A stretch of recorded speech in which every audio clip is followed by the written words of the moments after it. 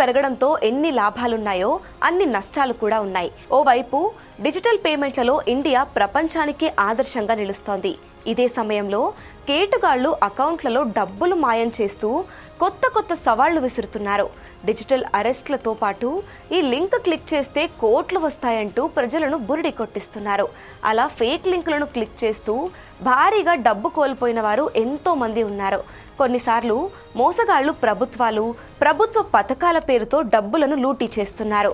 ఈ క్రమంలోనే లింక్ పై క్లిక్ చేసి కేంద్రం నుంచి 46,715 రూపాయల ఆర్థిక సాయం పొందండి అంటూ గత కొన్ని రోజులుగా ఓ లింక్ వాట్సాప్లో తెగ వైరల్ అవుతోంది. కొంతమంది ఇది నిజమే అనుకున్నారు. కానీ ఇక్కడే అసలు కథ దాగి ఉంది. ఎందుకంటే అవి ఫేక్ లింక్స్. వాటిపై క్లిక్ చేస్తే మీ డబ్బు పోవడం ఖాయం కాబట్టి జాగ్రత్తగా ఉండాలి.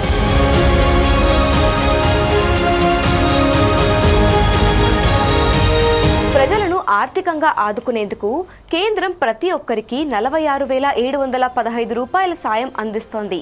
దీనికోసం రిజిస్టర్ చేసుకోవడానికి ఈ లింక్ పై క్లిక్ చేయండి అంటూ కేటుగాళ్లు కొత్త స్కామ్ కు తెరదీశారు.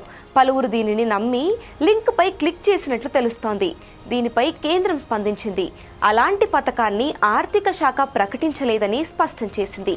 ఇది ఒక స్కామ్ అని, ప్రజలు ఆ లింక్ పై క్లిక్ చేయొద్దని సూచించింది. అంతేకాకుండా ఇతర గ్రూపుల్లో షేర్ చేయొద్దని తెలిపింది. ఈ మేరకు PIB ఫ్యాక్ట్ చెక్ Xలో పోస్ట్ చేసింది. ఇటువంటి ప్రకటనల పట్ల ప్రజలు అప్రమత్తంగా ఉండాలని కేంద్రం సూచించింది.